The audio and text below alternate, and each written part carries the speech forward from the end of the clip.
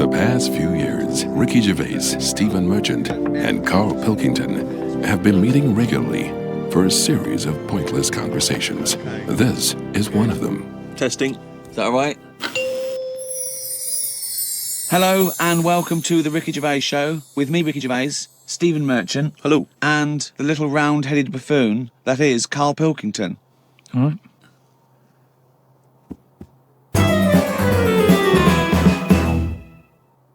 Carl, as you're aware, you've obviously got many celebrity fans, and you've also got a new fan, Warwick Davis, who is the short actor that many people will see in films like Return of the Jedi. He also is in Harry Potter. He's 3'6", and Ricky and I worked with him recently. And far from asking us about the many celebrity names that we've worked with, the only person he was interested in talking about, of course, Mr. K. Pilkington. He wanted to meet you, Carl. Yeah.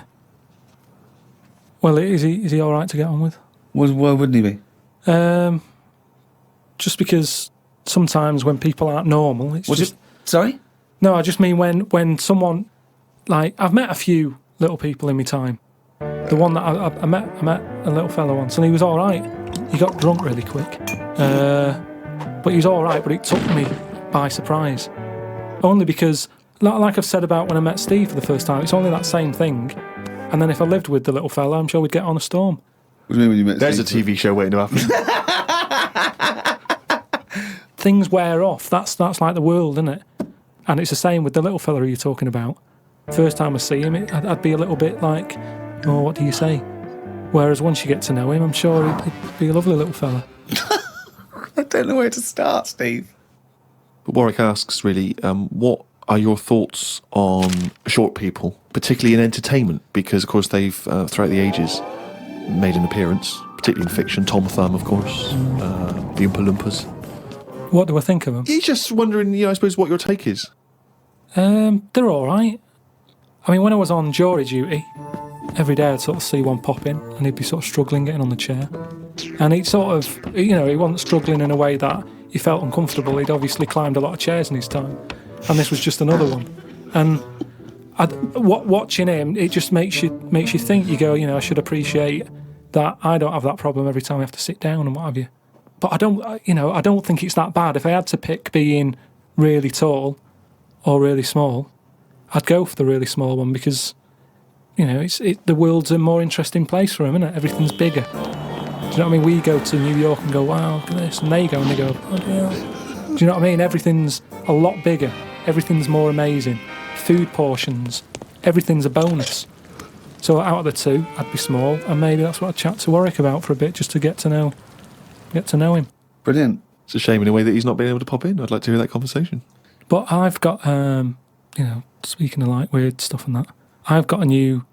Well, we weren't, but go on. No, got a new book. Do you know I had that Freaks book? The Top 50 Freaks. Got a new one sent to me. Really? Yeah. And do you know, like, everything normally has a name. So, like, if it's the two-headed fella, they're all nicknames like that, aren't they? They've got two nicknames, I imagine. But this new book I've got, right, on the cover of this one, it's got, like, a woman with three breasts, right? And she's called the three-breasted woman, as you'd expect. The one face. Why is she posing nude, though? That's what I want to know. Tart. Well, she looked happy. And there was a fella with, like, one face but two bodies. What do you mean one face but two bodies? One face, two bodies. What do you mean one face, two bodies? Surely you one head, two bodies. Ed as well, but it was mainly the face. That was weird because he looked fed up. He sort of... What are you talking about? What are you talking about? Without a head? How can you have... What do you mean? How did it join to the neck? No, it did have a head, but the fact is, it was weird that it had one face to me. What do you mean? Well, if you've got one head, you'd have one face. Yeah, I know, but it was the fact that he had one face and two bodies that I didn't think... But why do you keep saying one face and two bodies as opposed to one head and two bodies? We're all the man with one face. Yeah, but now I've got one body. Yeah, well, surely he's the man with two bodies then. Again, the description. Roll up, see the man with one face. I know, yeah. So it's full of stuff like that, right? And what I'm saying is, that fella, the one-faced man, the three-breasted woman... He wouldn't be known as the one-faced man, is what I'm saying. Well, that isn't the peculiar thing about him. Well, they all had names like that. Right. But there was one thing in it that didn't even have a nickname. It was so weird. What do you mean? It just said unidentified. What does it look like? sort of testicles for eyes. That's. It just reminded me when you. What do you mean testicles for eyes? And what is it? Did he have a normal body? I didn't even look at that. Oh, So that's what I'm saying, though. You're attracted to the oddness of the thing, and that's what I was saying about Warren when he walks in. Warwick. You know, it'll be odd for a minute, and then I'm sure He'll it will be, yeah. He'll get used to you. I've got my head around it a bit more, and the way that there's loads of people in the world, and yet you don't see people with like dangly eyes more often. It amazes me. I love the fact that he's amazed by not seeing freaks. Yeah. It's incredible. He's walking down the street going, everyone's got one head. That's weird. Suzanne, see any dangly eyes today? No, me neither. It's weird, isn't it? What's going on in the world? Went out the other night with the lads. You know, there's a few of us, you know, young, free and single. Must look like the Swingers. Oh, it was pretty. It looked like a boy band had gone out. It looked like, Really? It looked like, you know, NSYNC had hit the streets. Right, Yeah. A friend of mine said, let's go to a club. Right, I haven't been to a nightclub for a long time. Actually, I haven't been. Is that because your glasses steam up when you walk in out of the cold? That is a problem in the winter. I genuinely, it's very difficult to make a good impression when as you walk in, your glasses steam up straight away, and you know you've got to take them off and clean them and stuff, and then you know you get a bit dirty. On your white fronts, you pull your white fronts up through the jeans, clean them on that. Or the back of a girl's dress. But we cruised down to the club. It's one of those big sort of London super clubs, and it's a bit of a queue. I think it's a bit of a chore. But we're queuing up, we're in good spirits, we're looking at it, sounds pretty funky, we can hear the music coming out. You know, been in the queue for quite a while, 20, 25 minutes. Forget it, 25 minutes. Well, yeah, we were pretty excited by this point. The doorman says, hello lads. I said, yeah, we're coming please. He went, no you're not. I went, Really? What? He said, you're not coming in. And he just immediately lifted the little rope and sent us away from the queue, right? And we were slightly perplexed, we were dumbfounded, we didn't know what to do. It was like, this couldn't be happening, it didn't make sense. So we just queued up what was going on. And so, my friend said, well, we've got to find out why he's not going to let us in. So he goes back over. I know what you wanted to do. You wanted to tie him up with logic. That'll show a bouncer. Exactly. Yeah, show him how educated you are and how you can win an argument and make him look stupid. You'll be in that club in no time. That's what they appreciate. They love that. Because what they respect is being made to look like a fool. Yeah, exactly. So we went over and... They really look up to intellectuals. Exactly, yeah. So one of our mates goes over and he says, why didn't you let us in? And he went, because you didn't have any girls with you. No. No, I'll tell you this. That's kicking you when you're down. Because when you're out on a Saturday night trying to get into a club to meet women, and the reason you're not allowed to go in a club to meet women is because you haven't got any women with you, that's just salt in the wound. It's so humiliating. So, a friend of mine says that there's a VIP entrance over there. There was like a woman with a clipboard, you know, the guest list. Separate entrance. She said, you know, you've got a little bit of profile, Steve. Why don't we try and use your... You ran home, got your Golden Globe in your knee. Yeah, exactly. Well, I always carry, you know, some of my cuttings with me. Yeah. And I felt a bit self-conscious about that. I was thinking, I'm not into this, you know, it's a bit awkward. But he said, look, don't worry, you just stand here. Just stand here, just like you're having a conversation. I'll go over, I'll point him out, I'll go, there's Steve Merchant over there, at the office. Or whatever. Oh, God, Steve! So I thought, well, the thing is, we were out, and I was a bit frustrated, and I thought, you know, we may as well try everything. So I stand there, if my friend goes over and he has a word, and he comes back and he says, it's fine. She can't let us in the VIP entrance because she's not allowed, but what she can do is walk us to the front of the queue, right? You can walk in front of the queue and explain. So I think, okay, fine. Oh, God. So we walk past everyone else, right, to the front of the queue, right? She goes up to the guy, she says, this is Steve Merchant office. The guy goes, I know he is, we're not letting him in. Oh, God! Oh, God! By now, of course, some people have recognised me, so they're trying to have my photo taken. So there's people inside the line that's being allowed in the club.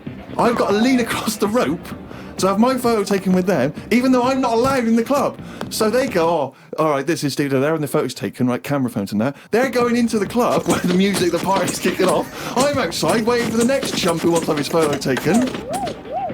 I mean, it was mental. So that's unbelievable. I was furious, and then one guy, I remember he was chatting, and he goes, "Oh yeah, brilliant! I love the podcast and all that stuff. I love. Is Carl with you?" I said, "Oh, Carl's not out here." And his girlfriend, she went, "Who's that?" And he went, "Oh, it's just Steve Merchant. He does the office. He does the thing." And she went, "Who cares? Who are you, Bruce Forsyth?" And it's that thing when suddenly I'm being humiliated and embarrassed by someone's girlfriend. I never asked for that. I never asked for her opinion on me. I'm sorry if I don't impress you, if I'm not sufficiently famous for you, but it's not my fault. It's your boyfriend who brought it up. It was like I'd gone over to her and tried to show off, and she was annoyed. So by now I was just furious. So I thought, forget this. Well, I was walking down the street, and there's a group of builders sitting down having a cup of tea. One of them goes, "All right, Rick." I went, "All right, mate." The other one went, "Not as fat as on telly." I went, "Oh, thanks. Not as fat as on telly." So he went with, "Well, you are fat, but you look even fatter on telly." He didn't say, "Oh God, you don't look fat at all," or "Oh, you look big on telly, but you don't look fat." Just went with, "Not as fat as on telly." And there's nothing I could say, but cheers, mate. Now, when you said cheers, mate, did you say that because you were... Because I'd say cheers, mate, because I'd be a little bit scared of them. No, I was I'd be worried about it's the like repercussions. sarcasm, and I laughed after. Yeah. So you can get away with sarcasm with working class blokes. I'm a little bit more secure with a working class male than you, aren't I? I'm terrified of them. I feel like they're going to turn on me at any minute. You don't feel confident sort of backing in a lorry driver? Terrified. Oh, right. Because okay. if I did, he'd probably lean out and just go and get your dad, mate. Yeah, not you. Fuck off, I'm not interested. Not you. Yeah. Oh, he's only gonna bring it down. That jingle there signifying, of course, once again, another reading from the Diary of Carl Pilkington. Now, of course, for those of you who have not been keeping abreast of Carl's medical complaints, just bring us up to speed, Carl. You had to go into hospital because previously you'd had I've been in treatment. and out, honestly. I've been in and out of that hospital just with kidney problems, really painful and what have you. And He had kidney stones, all right? No, but sorted. seriously. I had a bit of a lie-in today because I have to get up early for my operation tomorrow. Not only have I got to have tubes shoved up my knob, but I also have to get up at 5:50. Suzanne said I could have what I want for my last dinner. It's not your last dinner, you're going for an operation. Yeah, but you can't take things for granted these days. Oh, I had shepherd's pie and peas. Suzanne made it from scratch. As nice as it was annoying. Because making stuff from scratch means loads of pots, and it's my job to do the washing up. So much as the food was nice, there was loads of pans and that. People who get their last dinner on death row don't have to wash up. Got up at 5:55. You were supposed to be getting up at 5:50 on the other page. You were 5 minutes late getting up. He's often late. Often late. Got to the hospital and had to wait in the waiting room. There was another 9 people in there waiting to be sorted. I got called in. They sat me on a bed and took all my details down. 5 minutes later, I'd been knocked out. I got woke up when they were ripping a pipe out of my throat. I felt more rough this time. The doctor came to see me and said he couldn't find a stone, so I must have passed it. I said, "Are you sure?" He said, "Yeah, we filled your kidney with water and expanded it, and there was no hiding place." I sat in the recovery room for an hour while they found me a bed. One of the fellows who was sat in the room with me this morning got wheeled in. They couldn't wake him up. All the nurses were laughing because he didn't want to wake up. I bet they were laughing at me when I was in the theatre. Someone told me they totally strip you when they're operating. I would have looked like the alien on the Boswell incident. Boswell! Boswell! It's quite a nice analogy if it weren't for the fact that you said Boswell. It's The Roswell incident. Didn't sleep much through the night because there was a 60-year-old fella shouting at the nurse about his pillows. I don't think I slept through a full hour with one thing or another going on. My bed was next to the toilet, so I kept hearing the flush. How do they sleep in hospitals, though? They wake you up to give you fucking sleeping pills and things, don't they? How do you sleep in there? I don't know what it is. There's no air.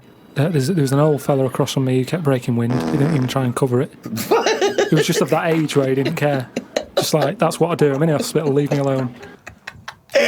What do you mean? Just, I don't know what was wrong with him. I talked to him because at first I felt sorry for him. I was a little bit like, he's had no visitors. No one's calling him up, so I'll talk to him. But then he got that familiar with me that he'd just be doing it whilst I'm chatting to him. Just like he's my granddad or something. It's just like, oh, that's what he does. It's like, well, I'm ill as well. Stop doing that. Honestly, unbelievable. He didn't even try and cover it with a cough. It was just like, that's... With a cough! How would you cover it with a cough? just non-stop. Got home and sat down. My pains are coming back, but the doctor said this would happen and that my insides are still in shock, so I need to take it easy. It's 9 o'clock. I'm in agony. I can't do the diary for the rest of the day. Jesus. So you may as well just tell us then what happened. Suzanne just got frustrated with me because I was rolling about on the floor and she was trying to watch Arthur, right? So that was on the other night. I thought it was with your lodger. So, And she said, look, if you're in pain, do something. She said, you went and got a cold plate. Yeah. No, use an ashtray. Plates are for liver damage. Got in a taxi. He filled up on the way, which was annoying. He didn't. That He is did. cheeky. That really, I mean, he could On see the I was way in to the pain. hospital. So, Because he's not an ambulance driver. so anyway, he gets us there and he doesn't charge us, which is pretty decent. That's all right, yeah. So this gay fella came through. How And, do you know he was gay? just the way he was. I'm not having a go. He was a good fella. Do you know what I mean? A He's- doctor, you mean? No, he was a nurse. Right. And he came through and just sort of went, "Oh, how are you?" And I was like, "Oh, I've had better days." So he got As me you on mentioned in the diary, I remember the first time when I came here, they said the nurse might put a tablet up my arse. I thought the chances of that happening had just increased. Oh, Carl! Yeah, but I would have let him do it. Honestly, I was that sort of out of it. That Of course you'd let him do it. He's a qualified nurse. no, but the way I am now, say if it was just a tablet for sorting out my blood pressure, and I walked in there and he went, "Oh, hello," and he said, "Yeah, let's pop that." I'd go, "Hang on a minute." but what I mean is that night I would have just let him put 3 up. Honestly. It's just weird, isn't it? How your body just goes, let them get on with it, and you trust anyone, don't you? When you're in that much pain and you need And help. they're a qualified nurse, yes. Carl, of course, has written a poem about the experience entitled My Ward. All I've done here, I've been through I don't know what the word is, a bad experience, Trauma. a trauma. Yeah, I've been through a load of trauma. So I'm just finishing it off with a little sort of picture for people. Go on then. Me, a Chinese fella, and an old bloke who looked like Mr. Burns from The Simpsons. Don't know what was wrong with him, but breaking wind was the symptoms. No one visited him or called him. He seemed quite lost to me. As well as wind problems, he had a colostomy. Back. When I left, I said, "See you" to the old man. Turned out the other fella wasn't Chinese. He was from Japan. I never found out what was up with him. You've got a little picture there, haven't you, of me sat in my ward. I'm sat there with that fella who I didn't talk to, the old fella who had wind problems. And that's what a poem is, isn't it? But the detail about you thought he was Chinese and he turned out to be Japanese, how is that evocative? That's just a piece of misinformation. It's just I like it. I imagine a lot of people making I the like same it because mistake. you know why? It's like he even makes digressions within his poem. Yeah. Do you know what I mean? It's like he could have gone back and erased that, but he didn't. He left that digression in, and I think that's great. It's very honest. Had a late night last night because I stayed up to watch a programme about monkeys. It's already good. Of course he did. It's already good. Now, before I read on, I mean, is this not some kind of monkey news? Is this not a late return to monkey news? Well, it's not that good. Is it not? Whereas the other monkey news is, Oh, chimpanzee, that's some more shit. this is what he says. This is what he gleaned from the programme about monkeys. It sat on a bridge and wanted stuff off people to walk over the bridge. What? So it was acting as some kind of toll booth, This was is it? No, ridiculous. it was a bridge in like the jungle. Oh, shut the fuck up. And it's a monkey that sat on a bridge, and a lot of tourists go through the area. No, it's a monkey to look at them. who realised that if he sits there, he'll get stuff because it look like it's a cute little chimp begging. No, but every time. Yeah, because you give a monkey, you give it. I'm as bad as him now. If you give a chimpanzee a banana, and he starts realising that humans have things to give. Yeah, but it's all squirrels sorts of learn that. If you don't go, you wouldn't say, went to the park. The squirrels waiting at the gate. You have to give them a toll to go in. They're only going to give them a nuts. They come up to you every time. You fucking idiot. Went to bed after watching it and fell asleep thinking about it on the bridge right now. It's a bit bad, really, because the monkey should work harder for its food. It made me remember the slug I saw yesterday that was eating bird poo. Nobody would ever help a slug with food like they do with ducks and monkeys. A slug's life is pretty bad. The only time they come out of their den is when it's raining. Den. So even their days out are depressing. It is. Do you know what I mean? No. It is like, it's a horrible thing to be, innit? A slug. I love him talking about what is it like to be a slug. No, just because like the monkey, even though it's been quite aggressive, everyone was like, "Oh, give it some water," and it was well like kitted out. It had like chocolate bars, bottled water, some like fizzy stuff, and all that. An iPod, it was listening to Monkey News. He could have had one if he wanted one. It was getting away with murder on that bridge, and that's just because it was furry. Yeah, if that was like a blob, like a slug, there's no way people would be that friendly towards it. And it just annoys me how you get this pecking order for like no matter what creature you are, favouritism. And that slug was only eating that bird poo because it wasn't being offered stuff. If it was offered toffees or whatever. Well, it's just sad, isn't it? It's come to that. That's what its life has come to. Yeah, but it's not. As was mollusk raining, like I that's say. down on its fucking Yeah, luck. he didn't live in a big country house, No, and his but it wife left is. it. The I kids was went. It started hitting the watching bottle. it, and I kind of thought, and look, they do only come out in the rain, and it's depressing, and it'll probably get killed in a bit. And that was its last meal. I just Last meal! But it people wouldn't don't care. prefer steak and chips, Carl. It No, but doesn't a have. leaf. It must like a leaf or you know. At the end of the day, it's an insect. They love a It's leaf. not an insect. Well, it's part of that gang. It's part of that. No, it's part of They that. hang out together. They hang out No. together. Why do you think it's part of that Because gang? it knocks about in the woods in the same place as a spider does. But what I'm saying is they're eating boring stuff because that is what's It's in not their boring area. stuff to them. They're not. I have no opinion of it at all. They take in sustenance. No, but where you are is what you eat. When I'm in London, I'll have beans on toast for lunch. On holiday, what? Tapas? Go on, I'll have a bit. So it's whatever you eat, what's in that area. Suzanne went off to work and I went to the shop to buy some envelopes. The shop was empty, but the fella behind the counter was on the phone and just kept talking, even though he could see I was waiting. I started to count backwards from 20. When I got to 6, he hung up and served me. I won't use the shop again. Question, why count backwards from 20? So he's thinking, what's going to happen at 1? If I start counting from 1, he's going, well, let him carry on. What, out loud? So, not really loud, but like more of a mouth action, so he could see I was doing it. Do you know, like Sorry, you just started miming counting backwards to a man in a shop. He's on the phone. The shop Yes. is empty. I Yes. thought he'd like me custom. He could have served me and stay on the phone. Even though I don't like that, at least he's still doing what he needs to do. I'd have said, working sorry, shop. can I just get these, please? Yeah. Well, I stood there and I thought, it's annoying me now. My kidneys aching and I started to get a bit of a sweat on. So I thought, right, I'm going to give him 20 seconds, and if he hasn't got off the phone, I'm leaving. Again, You are giving one yourself, of the strangest people. It's just giving yourself a thing. I could have been stood there for Free. ages. He's one of the strangest people who's free to walk Yeah. It's the about streets. no. I set myself a little target, and I thought I don't want to waste another 30 seconds in here. I'll give him 20. It worked. He served me at 6. But it didn't work. Yeah, but did he do it because you were doing that, or did he finish his phone call? I don't know. I was busy counting.